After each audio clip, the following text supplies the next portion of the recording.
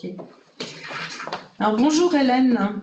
Nous nous retrouvons aujourd'hui pour notre traditionnelle réunion semestrielle APMF entre collègues médiateurs familiaux, diplômés d'État des 5 départements normands. Pour ceux qui nous regardent et qui auront envie de découvrir notre magnifique région, c'est donc la Seine-Maritime, l'Eure, l'Orne, la Manche et le Calvados. Nous attendons d'écouter avec grand intérêt et toute oreille ouverte votre intervention, Hélène Bonis-Montoya, et de vivre ensuite les échanges qui auront lieu et seront très riches à n'en pas douter.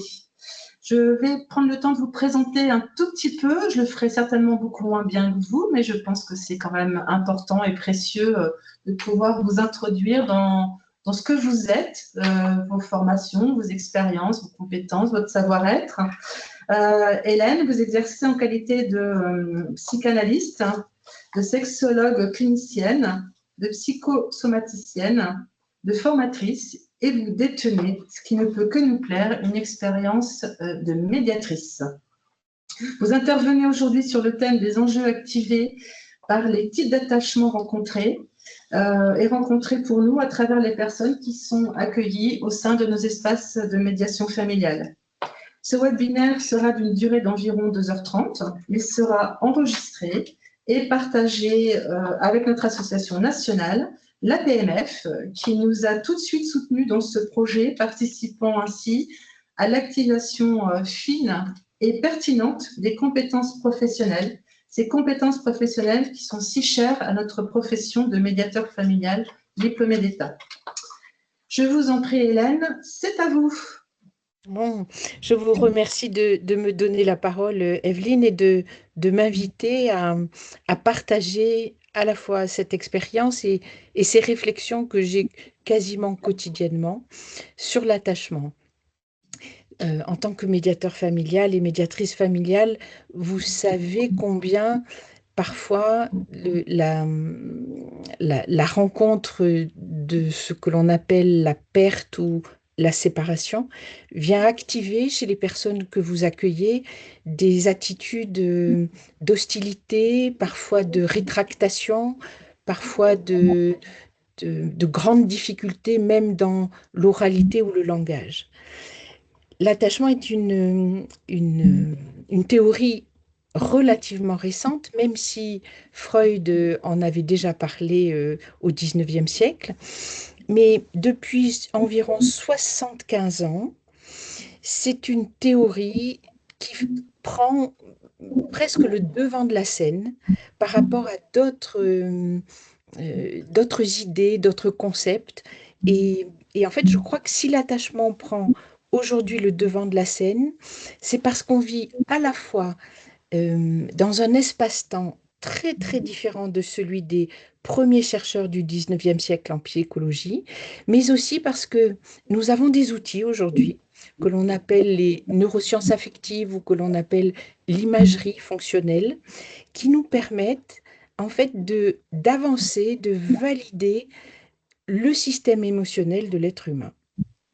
Alors, je vais vous entraîner dans une aventure, pour ma part, que je trouve tout à fait passionnante. Et j'espère que vous allez partager ensuite cette même passion, parce que, en fait, nous commençons à avoir un très, très, très grand nombre de travaux scientifiques qui viennent valider et corroborer les apports que je vais vous présenter aujourd'hui. Mais néanmoins, nous ne savons pas encore tout. Et heureusement, et heureusement. Donc, pendant environ, comme l'a dit Evelyne, environ 2 heures, je vais vous parler de l'attachement. Et bien entendu, je vais m'arrêter grosso modo toutes les 20 minutes pour vérifier avec vous à la fois votre capacité de concentration et peut-être les premières questions qui vont se présenter à vous. Hein. Au terme de cette conférence, avec Evelyne, nous avons imaginé un débat. Hein.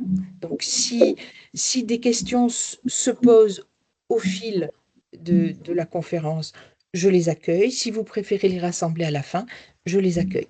Et nous avions également avec Evelyne Biro-Morvan imaginé des situations que vous vivez, hein, et qui peuvent peut-être être également exposées lors de cette rencontre avec vous. Donc, cette théorie psychologique de l'attachement, elle est sans doute la théorie la plus citée au monde aujourd'hui dès qu'on parle de psychologie et particulièrement de psychologie cognitive et affective. Ce mot, attachement, nous le trouvons dans les travaux d'un Anglais, et dont vous n'êtes pas très loin, vous n'êtes pas très loin de l'Angleterre, vous êtes plus près de l'Angleterre que moi, qui suis dans le sud de la France.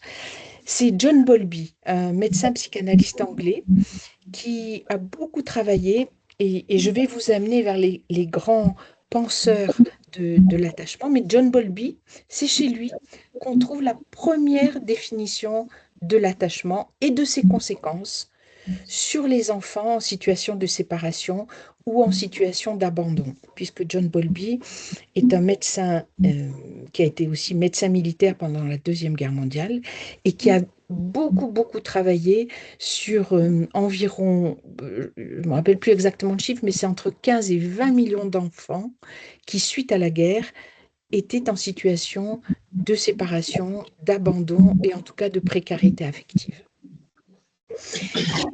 Lorsqu'il a parlé de l'attachement, Bowlby, sa définition, c'était la naissance d'un lien qui va provoquer un élan vers une autre personne, et cette autre personne, en retour, va lui apporter une réponse. C'est très simple, l'attachement. C'est je vous parle, vous m'écoutez, et en retour de votre écoute, vous allez peut-être m'apporter de l'attention, des questions, des émotions. C'est ça l'attachement. Et ce lien d'attachement, Bowlby nous a expliqué qu'il était presque le fil de la trame du tissu familial. C'est-à-dire que ce tissu familial ne peut pas être solide si le fil de l'attachement est en permanence coupé, séquencé, déchiré, abîmé, altéré. Donc l'attachement peut être un fil solide, mais peut aussi être constitué de fils moins solides.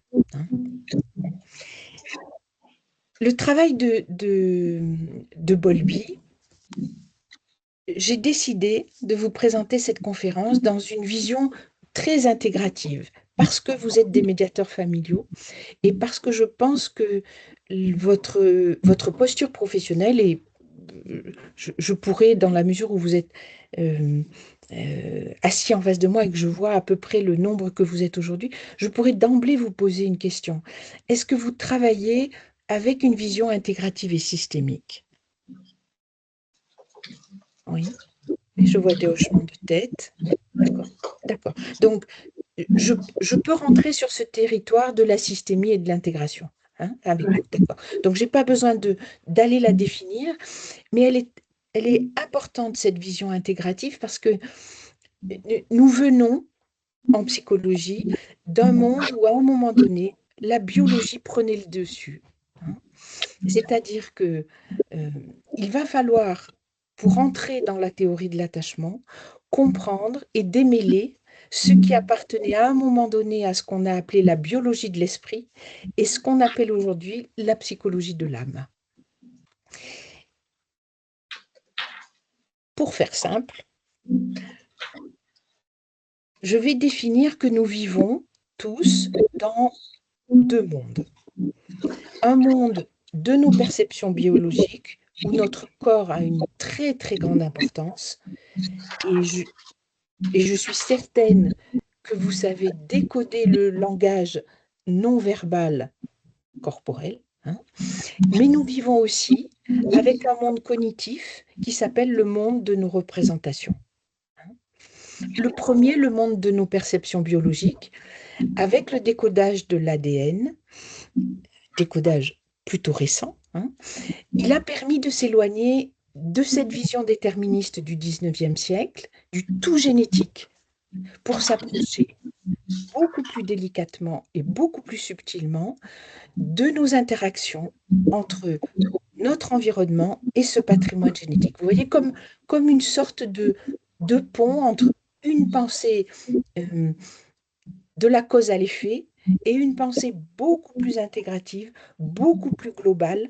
Et ne l'oubliez pas au fil de mon discours, parce que vous allez peut-être ressentir corporellement un certain nombre de sensations et émotionnellement un autre type de sensation. Mais dans la théorie de l'attachement, nous ne pensons pas une cause, un effet. Nous sommes beaucoup, beaucoup, beaucoup plus multifactoriels, hein, et pluridisciplinaires. Aujourd'hui, de nombreux chercheurs qui viennent de disciplines très, très éloignées et pluridisciplinaires, je pense notamment à la neuropsychologie, je pense à la philosophie, je pense à la psychologie de l'affectivité sociale, je pense à la neurophysiologie, mais je pense aussi à tout ce qui est culturel et à la psychanalyse dont je suis issue, hein. Aujourd'hui, cette pluridisciplinarité nous amène une mise en commun de certaines découvertes qui, à un moment donné, se sont conspuées, se sont déchirées parfois, et qui aujourd'hui ne s'opposent plus, hein. Nous rentrons dans une ère sans doute de compréhension qui permet cette intégration. Bien sûr que c'est pas toujours rose, hein, et que l'opposition qui fonde le débat permet quand même de continuer parfois à s'opposer pour mieux penser et positionner notre pensée, hein. Parce que dans notre civilisation, majoritairement, en tout cas en Occident, judéo-chrétienne, c'est pas évident du tout. Dans le champ de nos représentations, dans ce monde de représentation, après tant de siècles de dualisme, de réconcilier le corps et l'esprit. Et la théorie de l'attachement réconcilie le corps et l'esprit, hein. Vous avez sans nul doute entendu parler du philosophe Bento de Spinoza, plus couramment appelé Spinoza, hein, qui était issu de la communauté juive marane séfarade portugaise, qui a défendu l'idée d'une inscription de l'homme et du désir déjà dans une unicité du corps et de l'esprit. Aujourd'hui, la science contemporaine, avec cette géographie de cartes de nos circuits neuronaux, lui rend hommage. Donc aujourd'hui, nous pouvons penser, c'est-à-dire qu'après avoir tant et tant et tant cherché et élaboré, nous pouvons aujourd'hui penser que le corps et l'esprit sont indissociables et que l'observation de nos interactions précoces, nous avons tous été bébés. Voyez, peut-être que dans 2 siècles, on pourra créer des bébés en appuyant sur un bouton. Mais aujourd'hui, nous sommes tous issus d'une matrice avec des interactions précoces. Et la théorie de l'attachement nous montre que ces interactions précoces, y compris in utero, puis quand le bébé est né, entre un nourrisson et sa figure d'attachement, peuvent favoriser ou au contraire venir diviser le sentiment de l'intégrité de soi, c'est-à-dire le sentiment de ces personnes parfois en conflit que vous recevez et que vous sentez face à vous une seule personne ou au contraire en disposition à l'intérieur d'elle-même d'être plusieurs personnalités. La théorie de l'attachement vient nous aider à comprendre cette perception ou cette compréhension, voyez, perception physique ou compréhension intellectuelle et cognitive que vous pouvez ressentir. En parallèle, la montée en puissance aujourd'hui des disciplines que l'on appelle les neurosciences et celles qui m'intéressent plus particulièrement, les neurosciences affectives, ont apporté des changements dans la conception de ces interactions entre ce corps et cet esprit, et particulièrement en interrogeant un champ dont je suis certaine que vous êtes familier, les émotions. Et ce monde des neurosciences affectives est venu assez récemment réhabiliter les émotions. Alors j'en profite pour préciser que de ma place, il n'y a pas d'émotion positive ou négative, mais plutôt à la lecture de la théorie de l'attachement, des émotions que j'appellerais satisfaisantes ou insatisfaisantes. La joie, la surprise, la peur, la colère, le dégoût et la tristesse, selon ce qui va me traverser, je vais plutôt les nommer satisfaisantes ou plutôt insatisfaisantes. Et parfois, dans l'insatisfaction que je ressens, cela pourrait m'être insupportable. Mais c'est pas pour ça que c'est négatif ou positif, hein. Et c'est important parce que, encore une fois, vous voyez, je vais m'éloigner d'une vision dualiste, hein. Je vais tenter d'intégrer des paramètres qui semblent s'opposer, mais qui parfois, en tout cas dans le champ émotionnel, vont pouvoir cohabiter et être entendus. Et puis, il y a une septième émotion qui a été ajoutée assez récemment par le moine bouddhiste et docteur en génétique Mathieu Ricard, qui est l'empathie. Et dans le même temps, nous savons que l'ADN contenu au cœur de nos cellules, c'est comme une argile, vous voyez, comme une terre glaise remodelée sous l'empreinte de ce qui va constituer les expériences de la vie. Expériences qui commencent déjà in utero, hein, pour un petit être. Notre mode d'attachement, je vous l'ai dit tout à l'heure, dans cette vision aujourd'hui des deux mondes, du monde issu des sensations corporelles et du monde cognitif, il va construire mon rapport au monde. Et il va expliquer la manière dont je me mets en relation avec vous et dont vous allez vous mettre en relation avec moi. Où il va expliquer la manière dont une personne, quand elle vient vous rencontrer en médiation, va se mettre en relation avec vous et la manière dont vous allez vous mettre en relation avec elle. Votre mode d'attachement pourrait vous faire dire, dis-moi comment tu es attaché, je te dirai qui tu es. Cet attachement, nous savons aujourd'hui, dans l'étude de ces interactions précoces, qu'il commence dans ce qu'on appelle le nid, certains disent la niche sensorielle, c'est-à-dire il commence vraiment avec nos perceptions corporelles, donc dans l'utérus. Cette théorie de l'attachement que je vais vous développer, elle intègre bien sûr tous les apports de la théorie de l'évolution depuis Charles Darwin. Elle amène et elle intègre les apports de la psychanalyse, qui pourtant l'a longtemps contestée, hein, la théorie de l'attachement, et bien sûr de l'éthologie, c'est-à-dire de ce monde scientifique qui étudie les animaux. Mais aujourd'hui, nous avons la preuve scientifique, la démonstration scientifique, des intuitions, parce que l'attachement est aussi, dans le tissu de l'attachement, il y a aussi la fonction intuitive, hein, de ces premiers grands psychanalystes qu'ont été Freud, Jung et cette formidable femme Mélanie Klein, également anglaise. Alors je vais vous demander si de cette introduction, vous avez des questions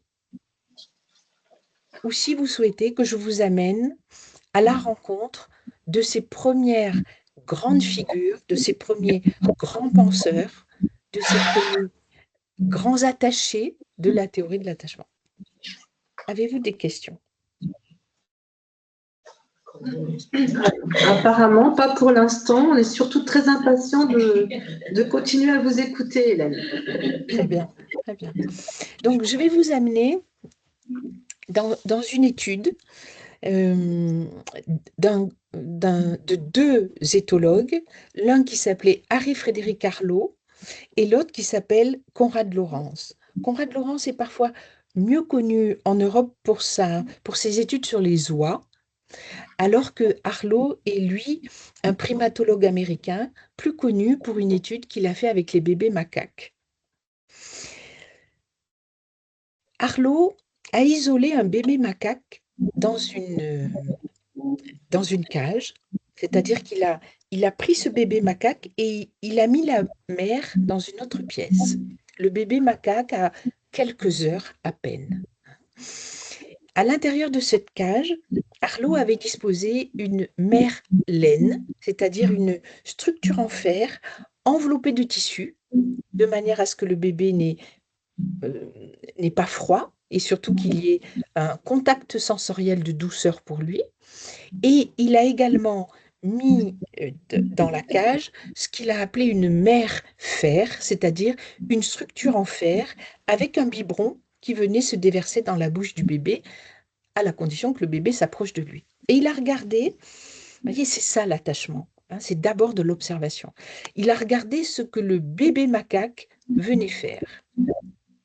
Eh bien, le bébé macaque, il est d'abord venu se nourrir très très rapidement, et ensuite, il s'est blotti longtemps, longtemps contre la douceur de ce coffret, ce tissu de ce qu'il a appelé la mère laine.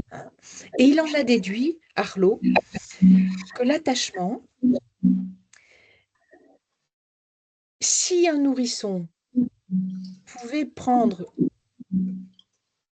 de la nourriture, ce dont il avait avant tout besoin, avant de presque, si vous voulez, se nourrir, oui, mais pour le bébé macaque, le plus important, c'était d'abord d'être blotti.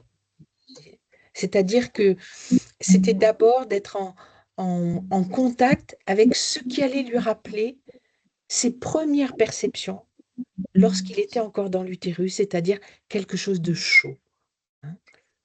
Donc la notion de nos sensations corporelles est apparue avec les travaux d'Harlow. Les travaux d'Harlow ont été repris assez récemment, notamment par Boris Cyrulnik et puis par l'Université de Marseille. Et ils les ont développés avec des vrais nourrissons, avec des nourrissons.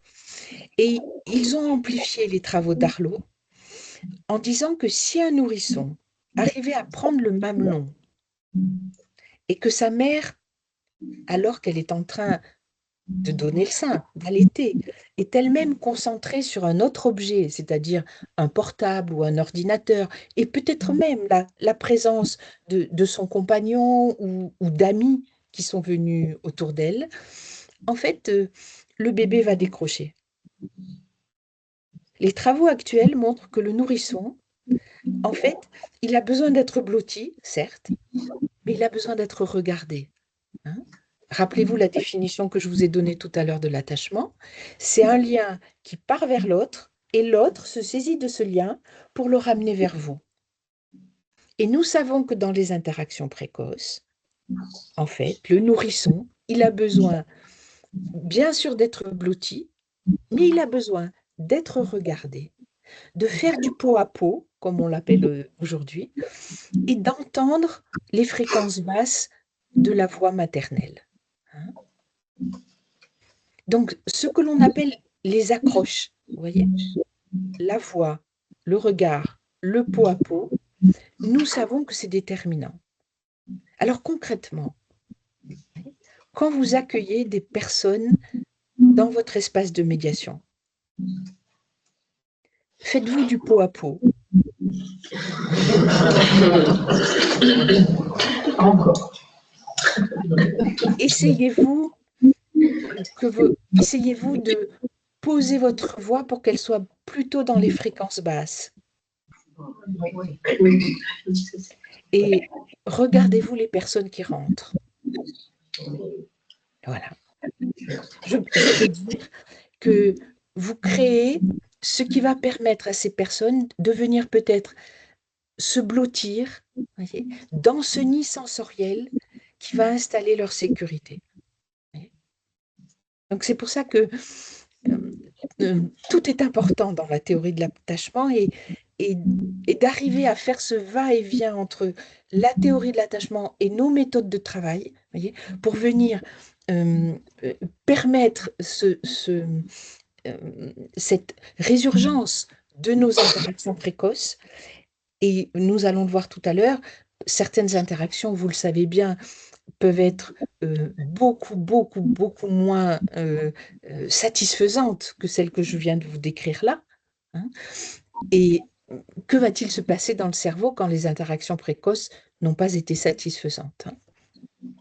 Alors, Arlo, ce primatologue, il a également, donc là j'ai sauté le temps, il a été également très suivi par une femme américaine, psychologue du développement, qui s'appelait Mary Ainsworth.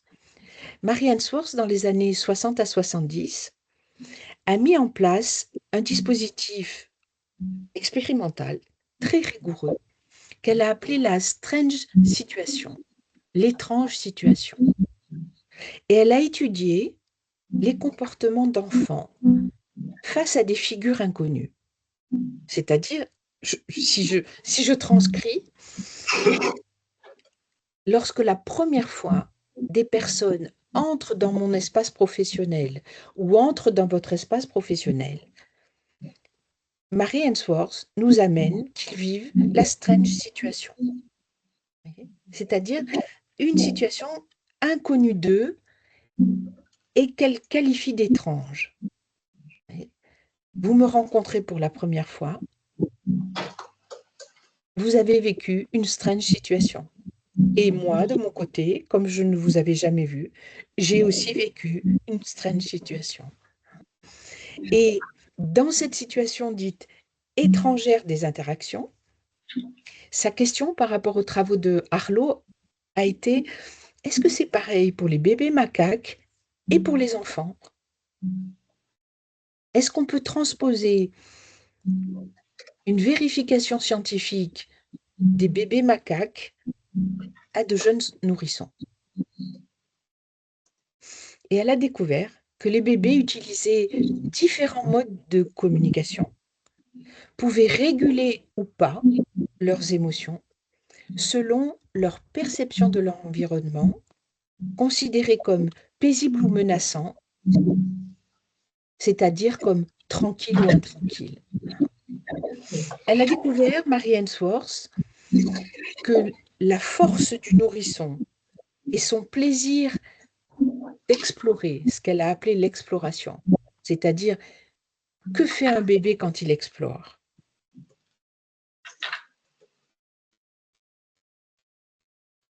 Il regarde, il touche. Ça, il regarde, il touche.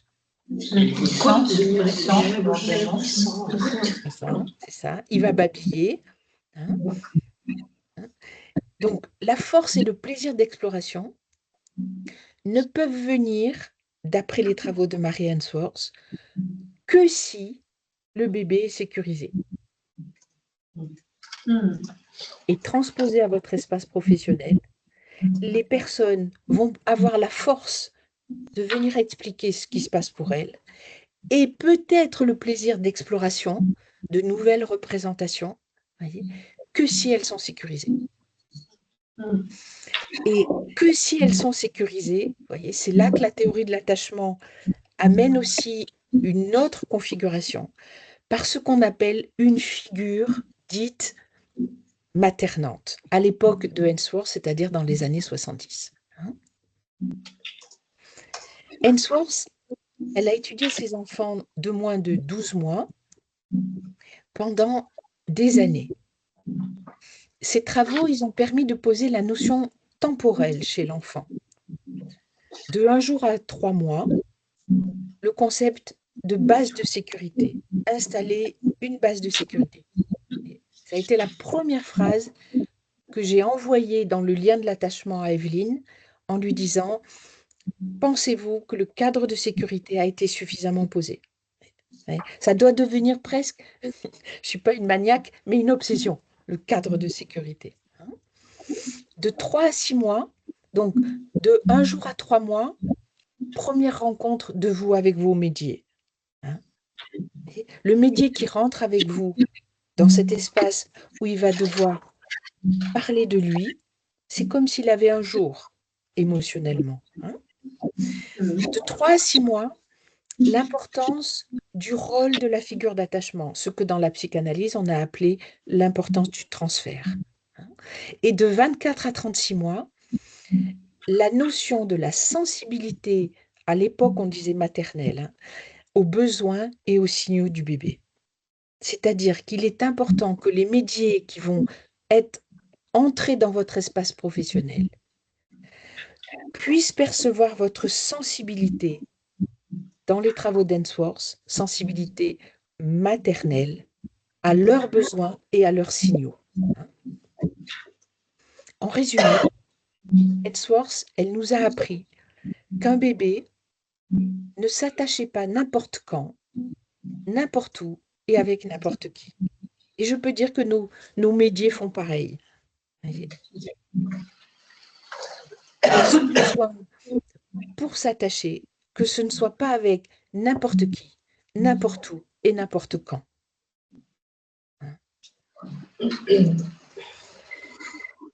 Je vais continuer à vous amener les grands penseurs, mais en parallèle, je vais vous entraîner maintenant dans l'exploration et dans le voyage de ce que l'on appelle fréquemment le réseau autoroutier du cerveau, pour comprendre ce qu'un tout petit être peut mémoriser et comment l'information et les perceptions qu'il va recevoir vont pouvoir circuler ou au contraire être bloquées en lui. Donc nous avons tous dans le cerveau ce qu'on appelle des boucles d'autorégulation complexes, très très très complexes. C'est pas l'autoroute qui fait Paris-Bordeaux. Non, c'est pas si simple que ça. Il va y avoir des tas de circonvolutions, un flot massif d'informations qui va provenir pour le tout petit être de ses perceptions sensorielles, mais aussi grâce au premier lien d'attachement de ses perceptions et de ses sensations affectives, et puis de ce que son cerveau va pouvoir recevoir. Et ces 3 types de flots, sensoriels, affectifs et cognitifs, vont venir se bousculer, vous voyez, en permanence, dans un ici et maintenant qu'on appelle la réalité, le temps réel. Le bébé, il n'anticipe pas. Le bébé, il reçoit, il perçoit dans un ici et maintenant, qui d'ailleurs provoque souvent une très très forte intensité de ce qu'il reçoit. Cette métaphore du circuit autoroutier, elle est utilisée pour expliquer que ces échangeurs qui accueillent et d'où ça part en permanence, d'où arrivent et partent de nouvelles voies, sont elles-mêmes raccordées à des centres émetteurs qu'on a dans le cerveau, qu'on appelle les hypothalamus. Peut-être avez-vous déjà entendu parler de l'hypothalamus. C'est à la fois une glande, c'est-à-dire qui va sécréter des hormones, mais c'est à la fois un petit noyau cérébral qui va venir déverser dans notre corps, par nos vaisseaux sanguins, c'est-à-dire par le sang, ces fameuses hormones. Et nos hormones vont venir modifier, y compris quand on est un tout petit être, une réaction émotionnelle. Ces réseaux des hormones sont très, très, très dynamiques. Et ils sont tellement dynamiques, et ça c'est la très bonne nouvelle des dernières découvertes sur le cerveau, qu'ils vont pouvoir, tout au long de notre vie, tout au long de notre vie, que vous ayez 40 ans, 60 ans, 90 ans, ces réseaux dynamiques vont être en capacité de remodeler votre perception cognitive. C'est ce qu'on appelle la plasticité cérébrale. Et c'est fondamental de se rappeler de ça, parce que tout à l'heure, on va aller dans ce qui est un peu moins agréable, et vous allez peut-être être saisi de « mais alors, il n'y a rien à faire ». Mais nous avons un outil qui s'appelle le cerveau, qui peut tout au long de la vie à la condition de répondre aux critères de la théorie de l'attachement, pouvoir permettre de chasser des interactions précoces qui ont été extrêmement traumatisantes.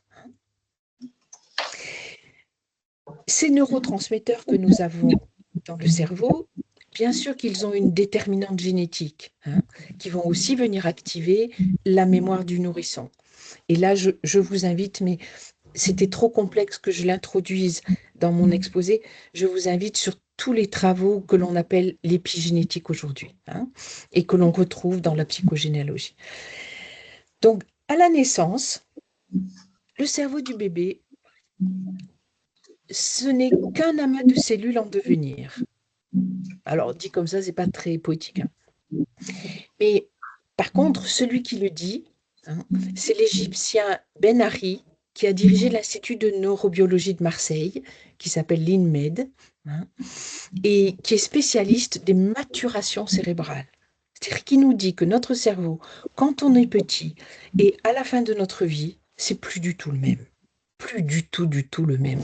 Et que l'organisation de nos représentations et donc de tout ce flux d'informations qui parviennent dans notre cerveau peut être organisé, voire réorganisé ou désorganisé par nos interactions. Donc, ce chercheur égyptien, il a amené le concept de neuroarchéologie qui postule que certains événements pathologiques survenant soit pendant la grossesse de la femme, soit pendant la petite enfance, peuvent venir entraver notre maturation cérébrale et créer et installer dans notre cerveau ce qu'il appelle des neurones immatures et ça peut également provoquer une sorte d'effet d'excitation de ce qu'il appelle le GABA qui perturbe le fonctionnement des circuits cérébraux. Et en fait, cette partie qui vous semble peut-être très, très difficile à intégrer parce que peut-être que tout est nouveau pour vous, c'est exactement ce qui peut se passer quand un médier franchit votre espace.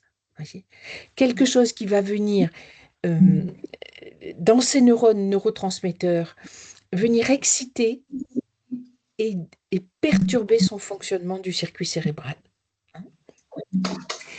Notre usine cérébrale, elle peut produire jusqu'à 250 000 neurones par minute lors des phases d'excitation. Je sais, pour moi, en tout cas, c'est inconcevable. Pour vous, je ne sais pas. Mais 250 000 neurones par minute lorsqu'on est excité, mais vous imaginez la force et l'énergie que nous devons accueillir et que nous pouvons accueillir.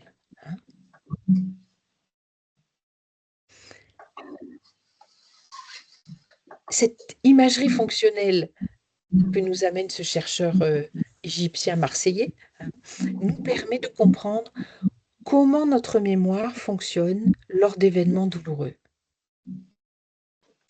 Entre 0 et 1 an, un bébé a une conscience très éphémère, liée à la perception immédiate, mais sa mémoire procédurale est rapidement activée. Par contre, ce qu'on appelle la mémoire sémantique, elle va commencer à stocker les personnes. Je reconnais ma maman, je reconnais mon papa. Elle va commencer à reconnaître le lieu. Je dors dans un berceau, ou je dors contre eux, ou je suis mis dans une chambre à côté. Elle va permettre au bébé, vers l'âge de 8 mois, d'avoir une perception visuelle de son environnement. Et une fois que c'est imprégné, que le tissu est imprégné, l'enfant peut explorer. Mais si vous enlevez un élément de son imprégnation, le bébé peut être saisi de diarrhée émotionnelle. Les fameuses diarrhées du nourrisson sont souvent des diarrhées émotionnelles qui sont venues retirer quelque chose qui faisait pour lui sécurité et stabilité. À partir de 10 mois, l'enfant peut souvent, alors qu'il ne sait pas parler, je vous rappelle que les petites filles peuvent commencer à parler à 7 mois, les garçons et je n'en tire aucune conclusion, plutôt à 23 mois. Hein.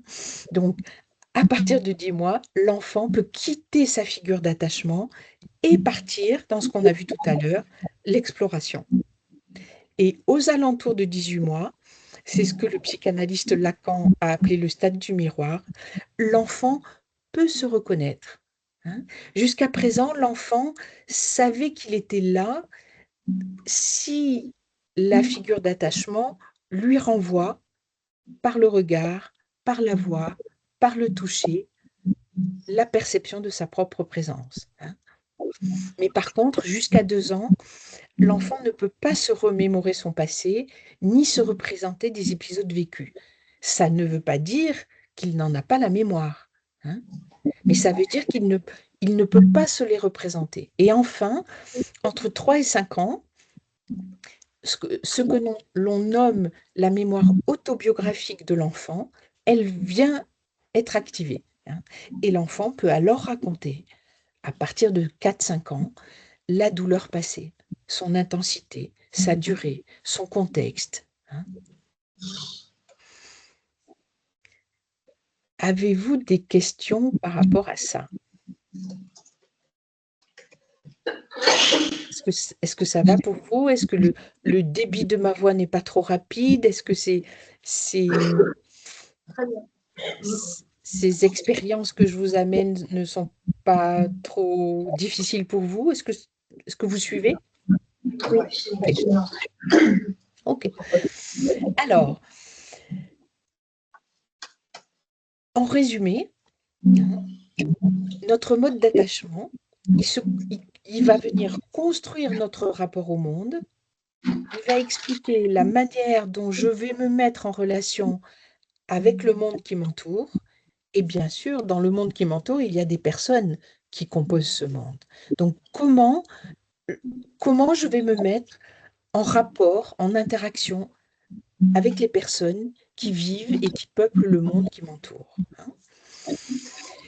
Nous savons aujourd'hui que des études montrent qu'il y a un taux de concordance de 70% entre le type d'attachement à l'âge d'1 an et le type d'attachement à l'âge adulte. Et le modèle tend à se reproduire d'une génération à l'autre. C'est-à-dire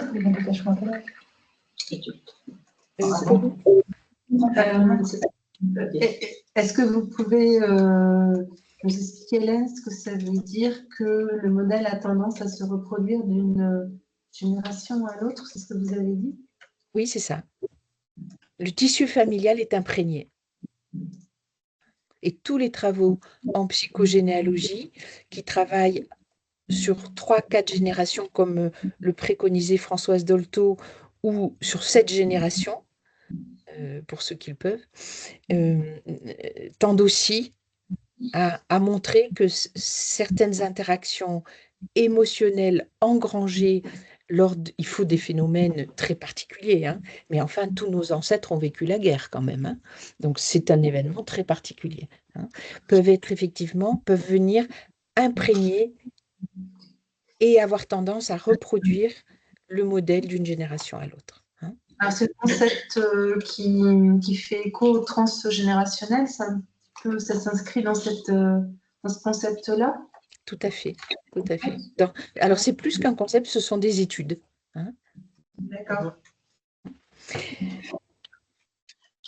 Mais nous en reparlerons tout à l'heure, hein, de ce...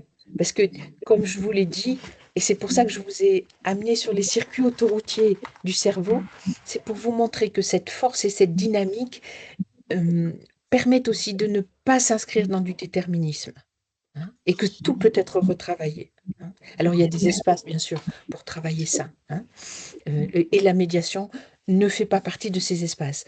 Par contre, la médiation peut comprendre. Hein. Et ça peut, dans vos représentations, vous amener des éléments qui régulièrement amènent de l'échec de la médiation. Voyez, mais quand vous les inscrivez dans quelque chose de plus intégratif et de plus large, vous pouvez comprendre qu'en fait, la personne est totalement imprégnée de quelque chose qui, entre guillemets, ne lui appartient pas. Je voudrais maintenant, sauf s'il y a des questions, ça va pour vous? Je voudrais maintenant vous amener sur les travaux de Spitz, que vous connaissez peut-être. Spitz, c'était un psychanalyste d'origine hongroise qui ensuite est parti aux États-Unis et qui a étudié dans les années, entre les années 1932 et 1938, le développement de l'enfant de 0 à 2 ans, et particulièrement dans le contexte qu'on a appelé le contexte de l'hospitalisme, c'est-à-dire le contexte de tous ces enfants perdus ou abandonnés ou séjournant à l'hôpital ou en pouponnière. Hein. Et au fur et à mesure que ces enfants étaient à l'hôpital, et ça rejoint bien sûr, hein, vous voyez, tous ces chercheurs en fait ont étudié les travaux des précédents, les ont amplifiés, ont modifié leurs techniques d'observation, mais tout concourt à dire que, d'après les travaux de Spitz, qu'un enfant séparé brusquement ou longuement de ses parents et enfant hospitalisé pendant de longues périodes, la seule chose qu'il sauve, c'est pas d'être nourri, c'est pas d'avoir un toit, c'est de lui donner de l'attachement. Ce dont il a besoin pour grandir, bien sûr que c'est du lait, hein. Bien sûr que c'est de la chaleur, mais avant tout, ce dont il a besoin, c'est de la relation. Sinon, une mortalité extrêmement importante est constatée. Les enfants peuvent vivre, et on le retrouve très, très, très fréquemment sur des grands dépressifs, ce qu'on appelle la dépression existentielle. Pour le tout petit, la dépression anaclitique, vous voyez, un enfant peut être déprimé. Et puis, il nous amène aussi, sur ces enfants séparés de l'attachement, les troubles psychotoxiques. Donc, Spitz, il a noté 3 phases de réaction visible et immédiate chez un enfant face à une séparation brutale. Une phase de protestation. L'enfant proteste, vous voyez, il est arraché à son parent ou à sa figure d'attachement, il proteste. Cette protestation, elle peut débuter dès l'instant où l'enfant est déposé dans un autre lieu et elle peut se prolonger de quelques heures à plusieurs semaines. Après la protestation, et je vous les cite parce que dans l'espace de médiation, vous pouvez entendre la protestation. Hein. C'est vraiment un espace où nous entendons la protestation. Ensuite, cette phase de protestation pour l'enfant, elle est suivie de la phase du désespoir. Et cette phase du désespoir, elle va venir rendre compte, comme son nom l'indique, d'une perte d'espoir que la figure d'attachement revienne. Et puis ensuite, l'enfant va entrer dans ce qu'on appelle la phase du détachement. Et dans cette phase de détachement, l'enfant semble réinvestir l'entourage qui lui reste, à la condition, hein, c'est soumis à certaines conditions, que cet entourage devienne attachant. Vous voyez, de très nombreux travaux ont été faits avec les bébés prématurés, où les bébés prématurés, par définition, sont arrachés à 6 mois et demi, 7 mois, vous voyez, à leur figure d'attachement. Et aujourd'hui, voyez, mais depuis très, très, très peu de temps, hein, les parents ont le droit de rentrer dans le service de pédiatrie et la voix du père ou de la mère peut être enregistrée pour l'enfant. Vous voyez, il y a quelque chose qui continue à faire lien. La mère, malgré la vitre ou malgré ce qui protège l'enfant, peut parler à l'enfant. Vous voyez, il y a une présence. Mais longtemps, les prématurés ont été arrachés. Hein. Les travaux de Spitz, ils ont été poursuivis par ceux de Winnicott, qui lui est un psychanalyste britannique, médecin militaire, hein, qui a aussi travaillé sur le développement psychique du bébé et particulièrement des bébés abandonnés. Et Winnicott, il a fortifié la théorie de l'attachement avec cette très célèbre phrase qui est « un bébé seul, ça n'existe pas ». Pour vous, qu'est-ce que ça signifie cette phrase? Un bébé seul, ça n'existe pas.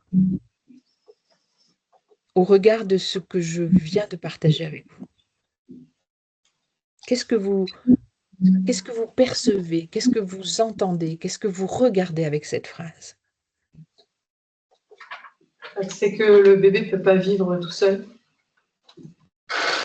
Il a besoin de quelqu'un pour se construire. C'est ça. Il peut être considéré comme un bébé s'il n'y a pas d'interaction du monde autour. C'est ça. C'est ça. Il ne peut pas vivre s'il ne s'attache pas. Parce qu'il peut y avoir du monde autour, mais s'il ne peut pas s'attacher, il ne peut pas vivre.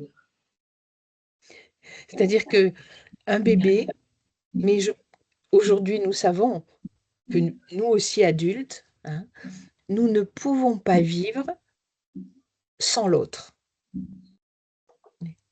Vous pouvez être très solitaire, mais il y aura des temps où vous sortirez de votre solitude parce que tout être vivant a besoin de l'autre.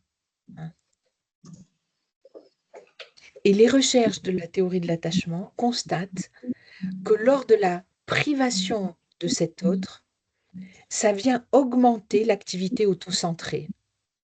Et pareil, je vous invite à vous rendre dans votre espace de médiation. Et combien de fois avez-vous entendu des personnes autocentrées? Alors, dans les travaux sur l'attachement, ce qu'on appelle l'activité autocentrée, le bébé va se mettre à se balancer, vous voyez, quand il n'y a pas d'autre, ou le bébé va parfois se taper la tête, vous voyez, se faire mal. Hein, et nous retrouvons cette autocentration, notamment dans les phénomènes de scarification des adolescents, voyez. C'est-à-dire que cette privation de la présence de l'autre, de ces interactions précoces, peut-être, vous pouvez les retrouver, vous voyez, dans certains espaces, de nouvelles interactions à des âges différents. Donc, nous savons aujourd'hui que les soins physiques ne suffisent pas pour vivre et que les bébés sont avant tout des êtres de relation.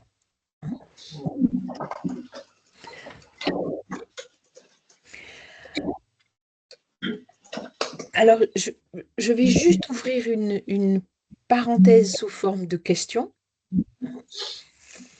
Pensez-vous aujourd'hui, en lien avec cette compréhension de la nécessaire présence pour un très jeune enfant, que notre actuelle manière de prise en charge des bébés dans les interactions précoces, pensez-vous qu'elle pourrait provoquer une privation sensorielle précoce? J'ouvre juste une parenthèse. Parce qu'il y a quelque chose dans les travaux actuels qui montre que les enfants, vous voyez, je vous ai parlé du tissu familial, les enfants, tout petits aujourd'hui, sont souvent moins enveloppés que dans les générations précédentes.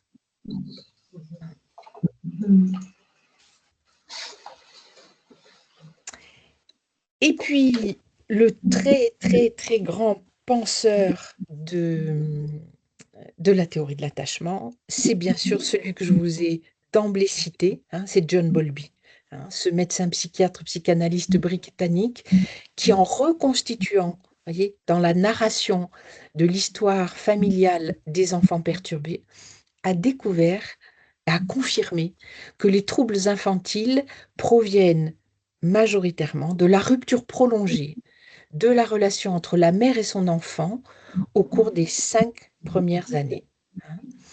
Et sa méthode d'observation, aujourd'hui contestée, mais je vais vous expliquer pourquoi, elle était systémique et elle se rapprochait bien sûr des travaux d'Harlow et de Lorenz, c'est-à-dire des éthologues. Alors, je vous l'ai dit tout à l'heure, nombre de psychanalystes freudiens se sont farouchement et longtemps opposés aux idées de Bowlby. Mais n'empêche qu'il est le père, ce qui est toujours important pour un psychanalyste, il est le père de la théorie de l'attachement. Donc, il a pris, je vous l'ai dit tout à l'heure, il a écrit un rapport sur l'observation de plus de 20 millions d'enfants orphelins européens. Et dans ce rapport, il parle de leur construction psychique, à son tour en rendant hommage aux travaux de Spitz, que je viens de vous présenter, et de Winnicott. Et ce rapport a bouleversé à l'époque les idées reçues. D'un côté, comme je vous l'ai dit, la biologie qui dominait le monde scientifique de l'après-Deuxième Guerre mondiale, avec une hérédité constituant la base de la personnalité humaine, a volé en éclats. Et de l'autre, les idées de l'époque, que je retrouve parfois dans les représentations de certains parents, tendant à stigmatiser la délinquance, nourrie par ce qu'on appelait à l'époque des instincts d'immoralité. Je vous rappelle que des enfants qui, à l'époque, transgressaient les lois sociales pouvaient être envoyés dans ce qu'on appelait les maisons de correction ou le bagne. Le bagne. Donc, ces idées de l'époque qui stigmatisaient la délinquance et qui rejoignaient aussi certains travaux plutôt calvinistes de prédestination de l'immoralité, ont volé en éclats parce que Bowlby nous amène que c'est la souffrance de l'enfant qui l'amène à être délinquant. C'est la souffrance des liens d'attachement de l'enfant qui peut l'amener à être délinquant. Et il nous dit cette phrase si belle, le nourrisson et le jeune enfant devront avoir été élevés dans une atmosphère chaleureuse et avoir été unis à leur mère ou à la personne faisant fonction de mère par un lien affectif intime et constant, régularité et qualité, régularité et qualité. Vous voyez, c'est comme un métronome, l'attachement. Régularité, qualité. Source pour tous deux de satisfaction et de joie. Et on désigne sous le nom de carence affective une situation où l'enfant ne va pas jouir de ce lien affectif. Est-ce que ça suscite pour vous des questions? Ça va? Ça semble aller très bien, merci. Je pense qu'on est tous en train de revisiter l'accueil de nos propres nourrissons dans nos vies. Et puis ça résonne aussi beaucoup avec les personnes qui viennent en médiation et qui parlent aussi résidence de l'enfant, y compris avec des tout petits, dans tous les cas, dans les premières années. Tout à fait. Oui, la théorie de l'attachement, elle a cette fonction de nous amener à une introspection de nous-mêmes, de nos liens précoces, à réfléchir aux perceptions que nous pouvons parfois à nouveau ressentir ou percevoir, et à nos représentations. Donc, c'est très ouvert comme système, la théorie de l'attachement. Alors, Bowlby, ce qui est très, très intéressant, c'est que de cette conclusion, 20 millions d'enfants, vous voyez, l'observation, nous ne sommes plus sur les bébés macaques, nous ne sommes plus sur les 200 enfants étudiés par Mary Ainsworth, 20 millions d'enfants européens abandonnés pendant la guerre. Donc, on peut dire que les travaux étaient conséquents. Alors, il nous amène que les bébés ont un besoin primordial d'établir un lien stable et sécurisant avec une figure d'attachement. Il nous amène ce qu'on appelle le holding, c'est-à-dire dont la façon qu'une figure d'attachement peut porter psychiquement son bébé.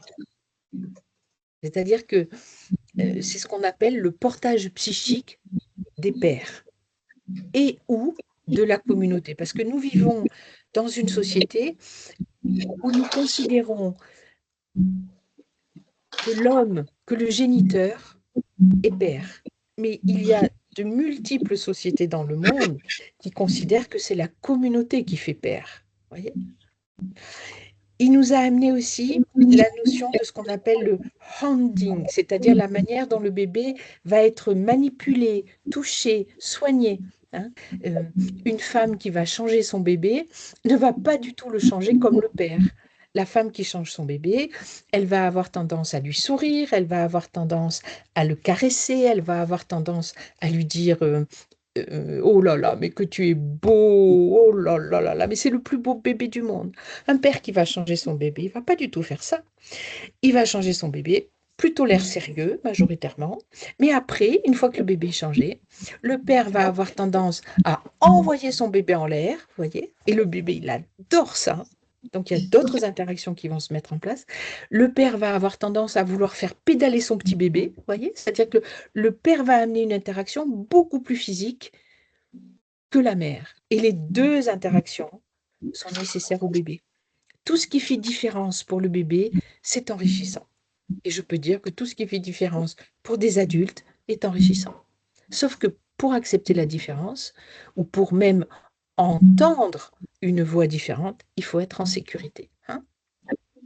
Et il nous amène aussi ce qu'il appelle l'object presenting, c'est-à-dire la manière dont le parent, dans ses représentations, va présenter son enfant au monde, ce qui va permettre à l'enfant d'appréhender le monde extérieur.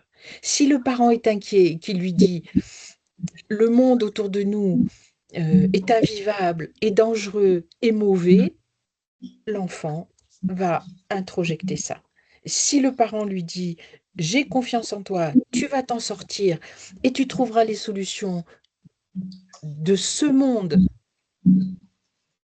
avec d'autres autour de toi », l'enfant peut asseoir quelque chose de plus sécure dans son système exploratoire. Hein.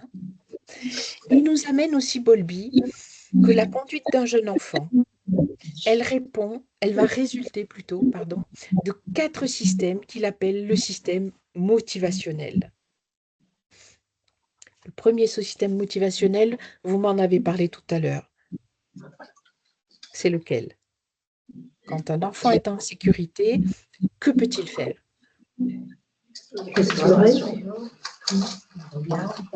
Sourire. Oui, ça recoupe un peu tout ça. Il va pouvoir aller à la découverte d'eux. Hein. On l'appelle le petit explorateur. Hein. Il va pouvoir explorer. C'est le premier système motivationnel. Le deuxième système motivationnel, c'est le système de son affiliation. Cet enfant, il est fils d'eux. Il est affilié à un système familial. Son troisième système motivationnel, ça va être son système d'attachement. Et nous allons aller les voir, les systèmes d'attachement, bien sûr. Et son quatrième système motivationnel, ça va être le système généré par des interactions qui ne sont pas sécurisantes, plutôt de peur ou d'angoisse. Et bien entendu, ces 4 systèmes motivationnels qui nous aident à monter notre structure, nous sommes comme des architectures, vous voyez. Ça va nous permettre de monter notre structure et d'influencer profondément notre vie d'adulte. Alors, Evelyne, puis-je vous demander de projeter le tableau des 4 types d'attachement?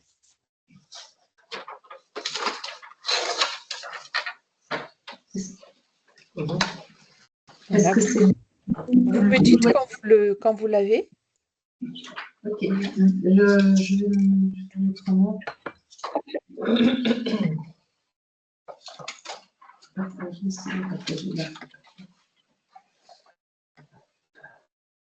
Voilà, vous me dites, parce que en fait, moi, je n'ai pas accès à votre écran. Ah ben voilà, super. J'ai donc accès à l'écran. Normalement, vous avez accès maintenant. Très bien. Donc, je vous remercie, Evelyne. Alors, vous connaissez peut-être ces 4 types d'attachement. Et je rends hommage, parce qu'il existe un très très grand nombre de tableaux, parfois les noms sont amplifiés, etc. Mais je rends vraiment hommage au travail de Mary Ainsworth. Donc, le premier système d'attachement, bien sûr, c'est celui qui est merveilleux. C'est celui qu'on appelle l'attachement sécure. C'est celui où la vie est belle. L'enfant va utiliser sa figure d'attachement pour explorer le monde. Il a la force, il a l'énergie d'aller découvrir le monde. Lorsque sa figure d'attachement va s'absenter, nous l'avons vu tout à l'heure, il va émettre de la protestation. Mais comme la figure d'attachement va revenir, il va l'accueillir quand elle revient. Vous voyez ? Est-ce que l'une ou l'un d'entre vous peut partager une expérience de ce type? Est-ce qu'autour de vous, vous avez de jeunes enfants et vous avez pu constater, vous voyez, ce mouvement j'envoie mon lien vers l'autre, l'autre disparaît, mais je proteste, j'avais envie que tu restes. Quand il revient, je l'accueille et il peut à nouveau partir. Est-ce que vous pouvez témoigner de ça?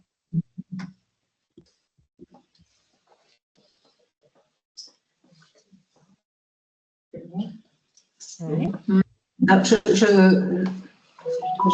suppose que on cerne très bien ce que vous souhaitez nous faire représenter, Hélène, donc ce n'est pas très évident d'en témoigner, en fait.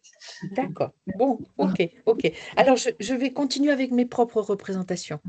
C'est pour nourrir, vous voyez, le champ de toutes les représentations. Mais ok, je comprends.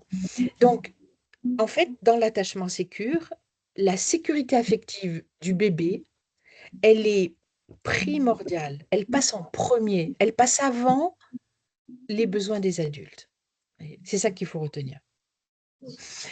Le parent, c'est le meilleur des parents du monde. Il est disponible, il est aimant, il est cohérent. C'est top, ça, ce système. C'est le number one.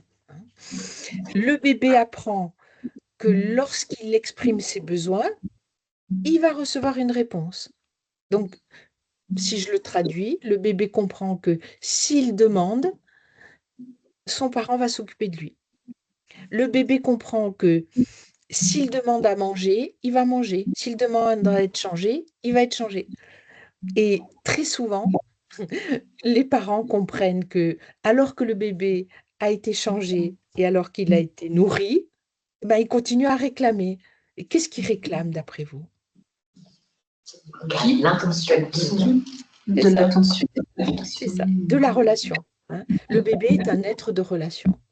C'est-à-dire que vous dites, bon, ça y est, il va s'endormir, mais pas du tout. Il a envie de jouer avec vous. Voyez, il a envie que vous lui ameniez la beauté du monde, si je peux dire, l'émerveillement du monde.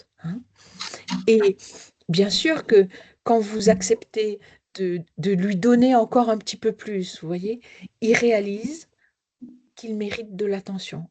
C'est-à-dire que, bien entendu, à force de constater régularité, quantité, qualité, régularité, qualité, régularité, qualité, régularité, mon petit métronome de tout à l'heure, à force de constater que sa figure d'attachement répond, est disponible à ses besoins, le bébé, il va venir développer ce modèle interne qui va lui permettre d'anticiper les interactions futures.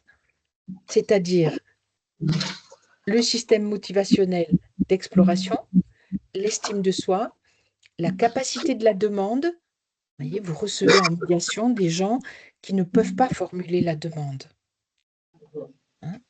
Et en grandissant, l'enfant se considère comme aimable et méritant de l'affection. C'est ce qu'on appelle des enfants gentils, mais pas gentils par supra-adaptation ou par adaptation d'un contexte que l'on va retrouver aussi dans les autres formes d'attachement, mais tout simplement, l'enfant aime rendre service, l'enfant aime que l'on lui demande un service, il aime, il est aimé. C'est ce que je dis. Le monde va bien. Alors, les travaux sur l'attachement ont montré que ce type d'attachement sécure permettait des enfants plus compétents dans la solution des problèmes et dans leurs relations sociales. Ils sont plus patients, hein, ils sont plus curieux, ils sont moins anxieux, ils sont moins hostiles.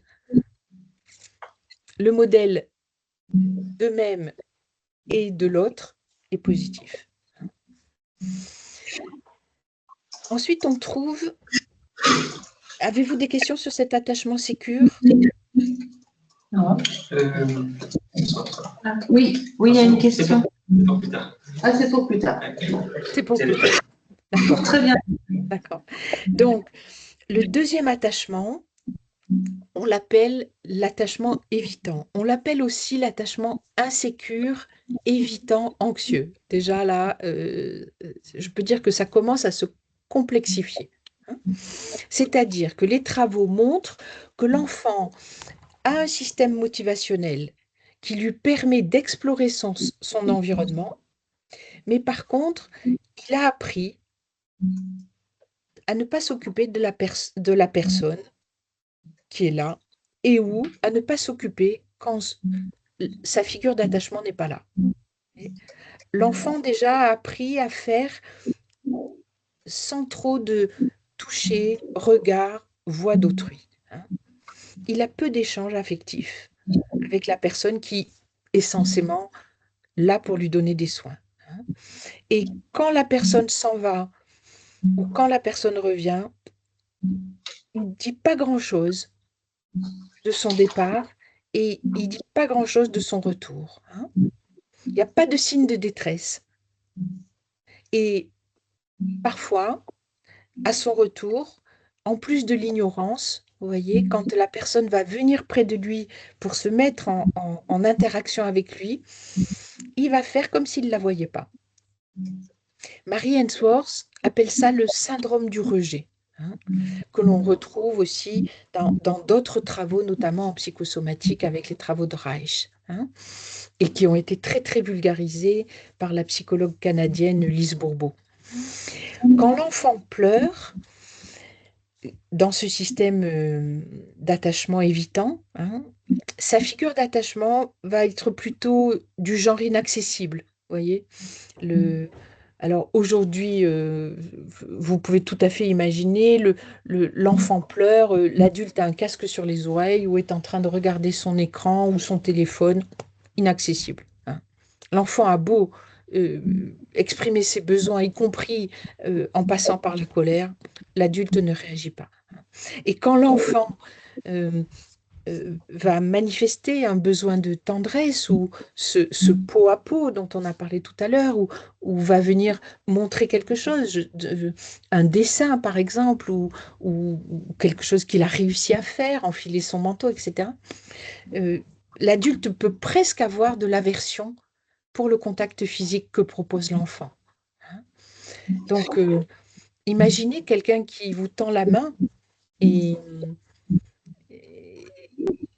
vous refusez de la toucher. C'est quand même violent. Donc, le bébé apprend qu'en montrant sa détresse, il va rencontrer des conséquences douloureuses pour lui. Il va essayer en grandissant de contrôler ces signaux de détresse parce qu'il sait que ça vaut pas grand-chose. Et il va apprendre à ne plus demander.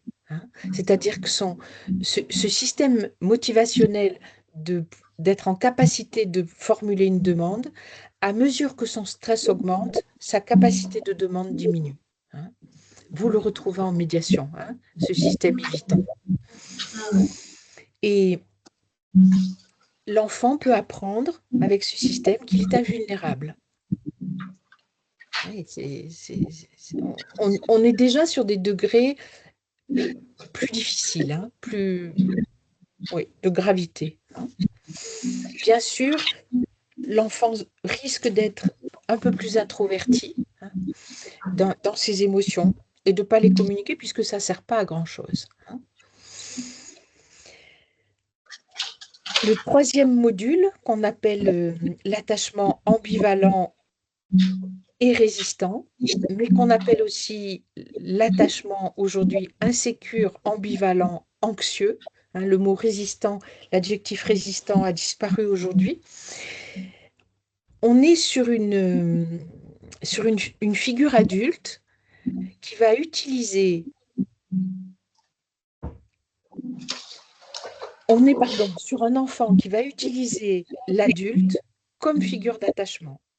C'est-à-dire que si les figures d'attachement ne sont pas présentes à la maison, l'enfant va pouvoir investir chez d'autres personnes un lien, il va les considérer comme figures d'attachement, mais en même temps, et on le trouve beaucoup sur les enfants placés, hein, mais cependant, de cet investissement qu'il va faire, ses émotions seront très souvent insatisfaisantes, voire insupportables pour lui. C'est-à-dire qu'il va exprimer de la colère quand la figure d'attachement va revenir, ou des résistances à son contact.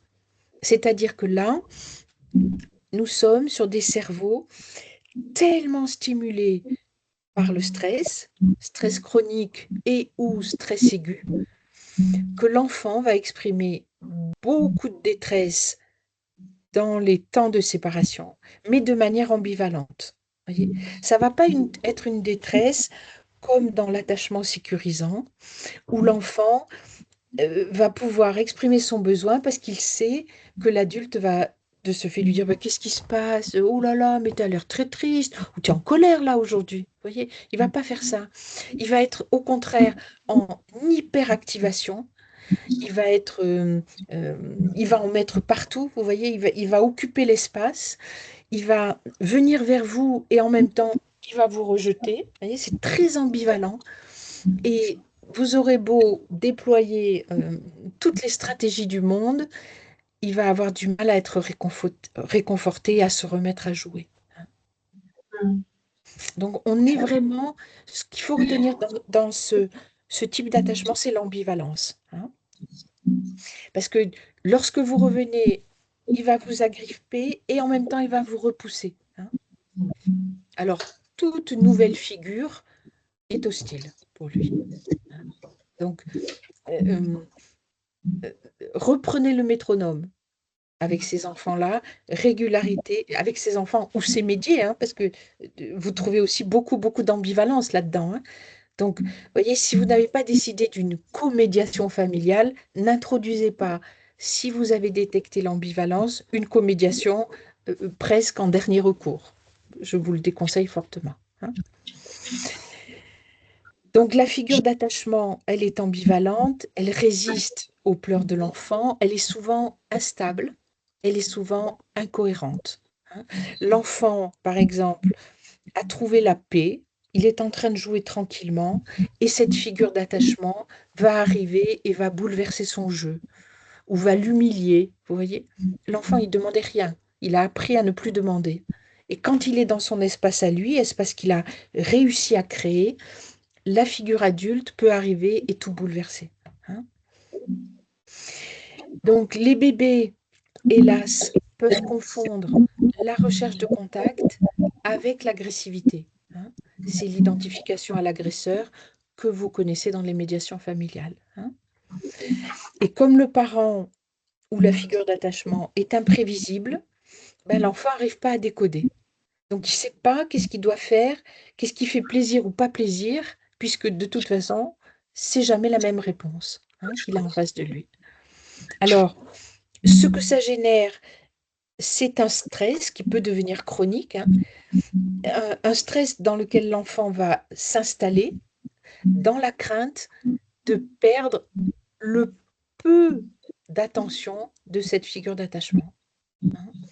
Et malheureusement, dans son estime de soi, l'enfant va conclure qu'il est responsable et qu'il va mériter ni affection, ni attention, ni amour.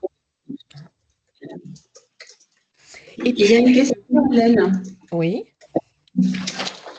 Oui, ma question c'était quel lien vous faites du coup, et je pensais plus aux enfants qui sont en résidence alternée, Mm. euh, dont le choix des parents est de la mettre en place, et les enfants sont petits, et peut-être cette difficulté d'adaptation et de séparation avec l'un des deux parents. alors en fait,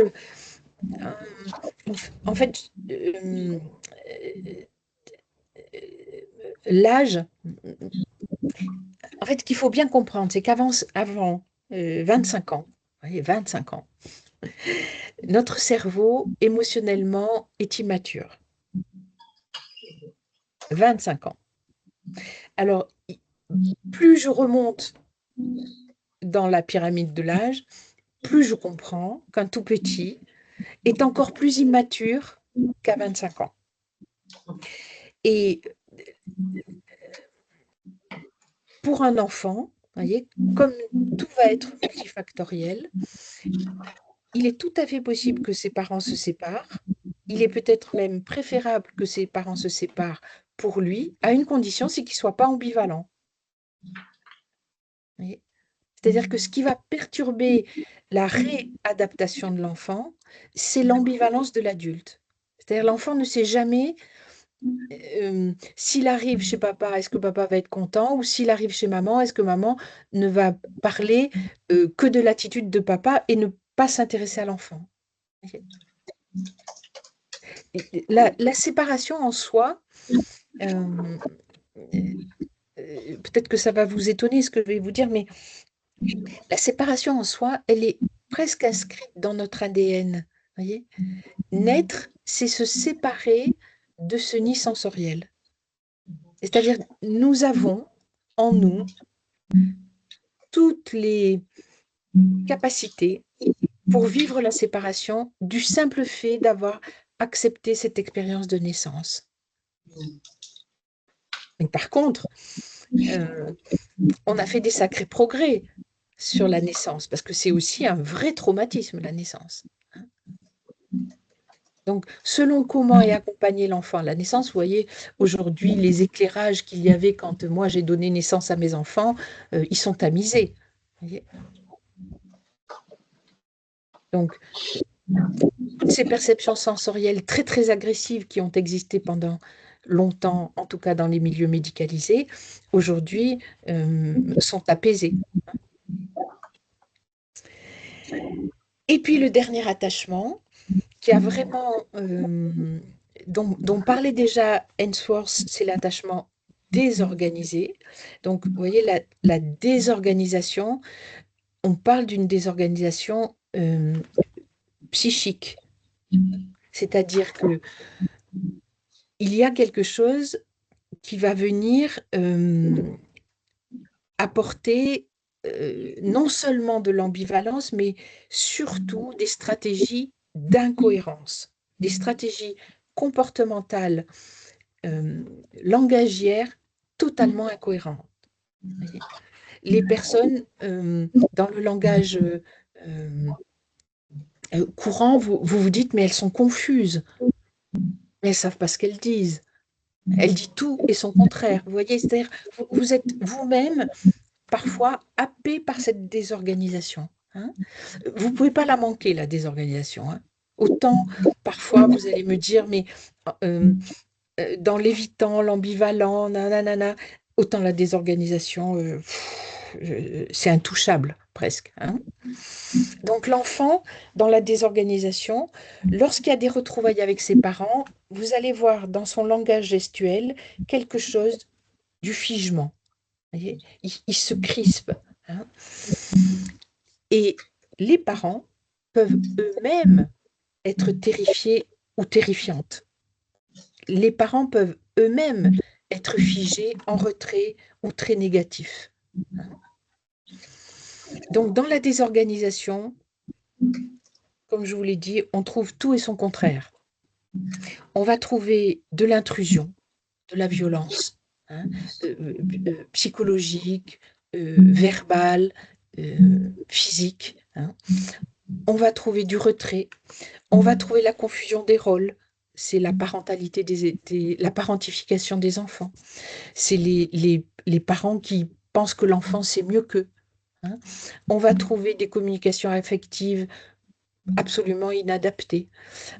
Bien sûr, la maltraitance se loge là. Hein. On va trouver une très médiocre estime de soi. Et surtout, ce qui est terrible dans la désorganisation, c'est que le conflit est insoluble. C'est-à-dire que les personnes vous parlent d'impasse. Il y a des mots de la désorganisation. Hein. Nous sommes dans des impasses. Et comme je vous le disais tout à l'heure, les parents désorganisés ou les parents d'enfants désorganisés auraient souvent eu dans leur histoire des deuils non résolus ou des abus dans leur enfance. Hein. Et cet attachement désorganisé, 28% des enfants est associé à la sévérité des facteurs sociaux, avec 28% des enfants de familles à problèmes multiples, 54% de mères gravement déprimées et ou en précarité, et 82% d'enfants maltraités deviennent en attachement désorganisé. Donc, l'attachement désorganisé, c'est celui qui peut mettre en échec vos médiations. Et c'est celui qui va vous bouleverser. Est-ce que la violence, pour moi, il me semblait que la violence, elle pouvait être assez présente aussi dans le profil ambivalent, mais pas plus que ça, en fait, Hélène.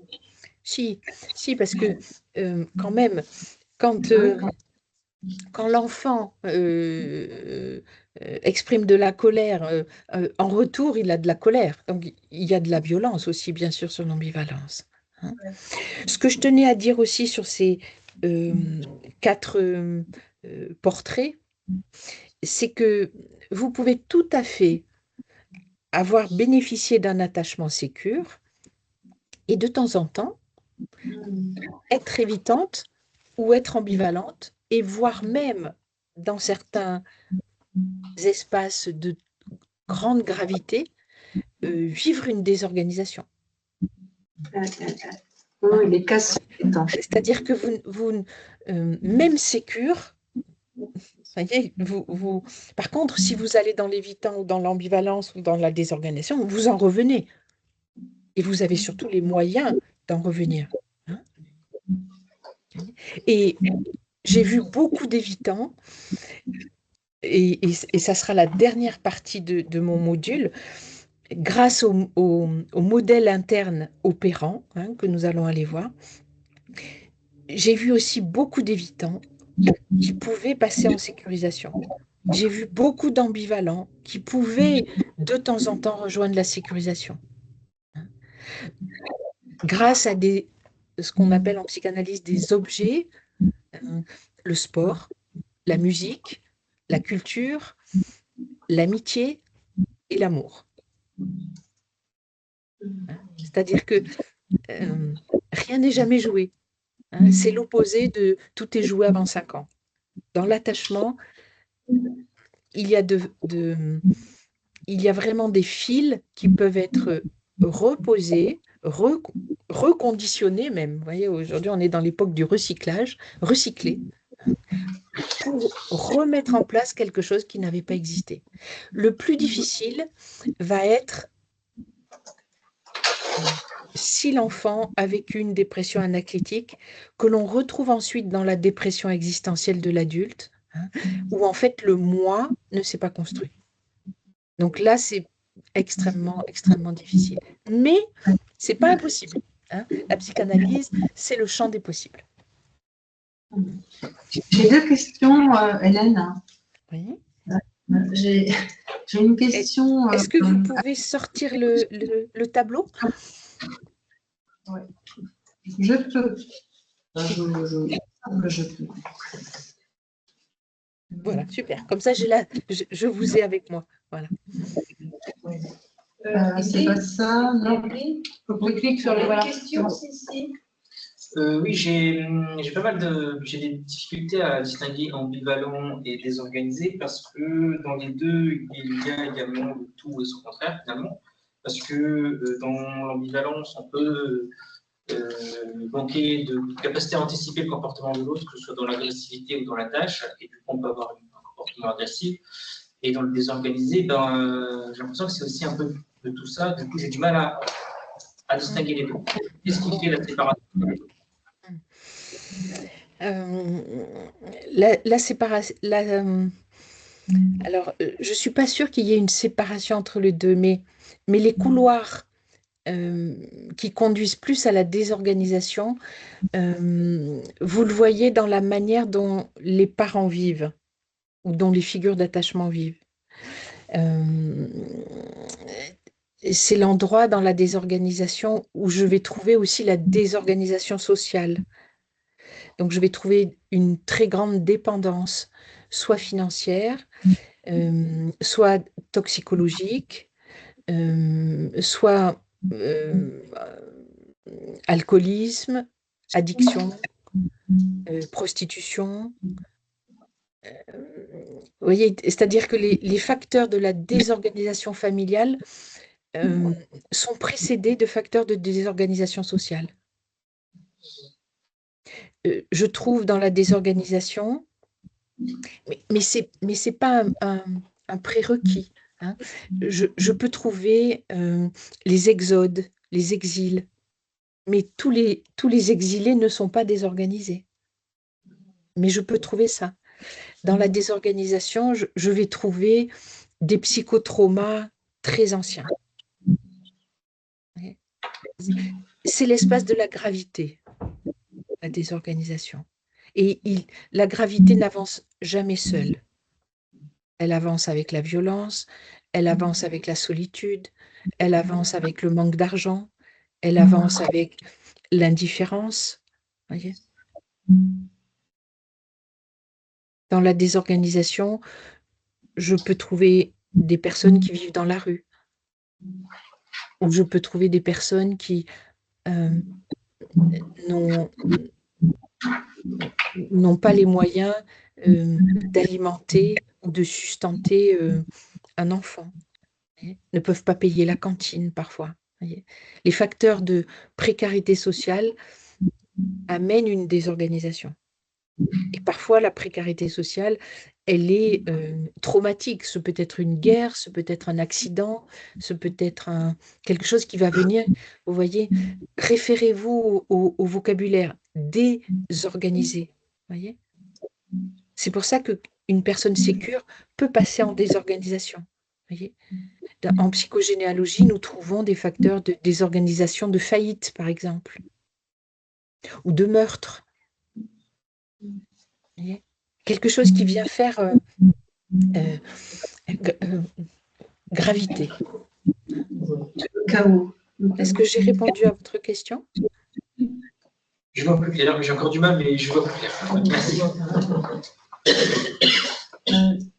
Je rebondis sur cette question par rapport à ce que je souhaitais vous demander, Hélène, mais vous aurez, avec votre joli sourire, toute possibilité de dire que ce n'est pas possible. Mais est-ce que vous pourrez imaginer que vous puissiez nous écrire une petite liste comme un outil, imaginé comme un outil un peu pratico-pratique de ces profils, même si effectivement il est important qu'on affine et qu'on contextualise, mais de ces profils, de ces deux derniers profils les plus délicats, est-ce que, comme vous l'avez fait là tout de suite avec nous, vous avez partagé beaucoup d'illustrations qu'on n'a peut-être pas eu le temps de bien noter ou de bien intégrer. Est-ce que vous pourriez, à l'occasion, nous partager juste un petit écrit sur voilà, le repérage de plutôt ces profils-là ou plutôt ceux-là pour nous aider au quotidien? Oui, bien sûr. Et je dirais même qu'il existe un tableau que je peux vous envoyer. Je ne l'ai pas partagé avec vous parce qu'il est vraiment très conséquent. Il faut presque des formats A3 pour ça. Donc, je n'ai pas voulu vous saturer de données savante, mais effectivement, il existe un tableau où vous aurez un langage un peu plus clinique, hein, parce que la désorganisation, dans l'espace de la médiation, je le répète, ne peut que vous désorganiser ou vous amener à vous organiser en vous retirant de la médiation. Hein. C'est l'espace c'est l'espace qui met en échec. C'est très puissant, très puissant, effectivement. Okay. C'est l'espace qui vous fait demander de l'aide quand vous n'êtes pas désorganisé. Parce que ça vous soulève la désorganisation. Voyez, ça vous met le ventre en vrac, dans toutes vos perceptions physiques, parfois vous pouvez même avoir envie de vomir, quoi. Voyez, c'est inhumain, la désorganisation. Sauf que ce sont des facteurs humains qui créent cette vulnérabilité.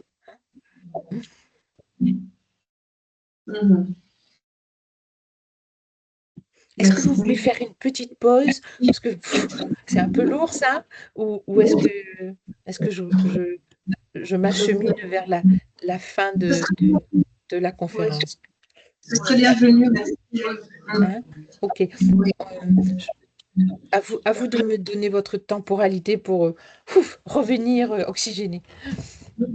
Est-ce qu'on se retrouve à midi? À midi? Ok, très bien. Merci beaucoup. À tout à l'heure. Bonne pause.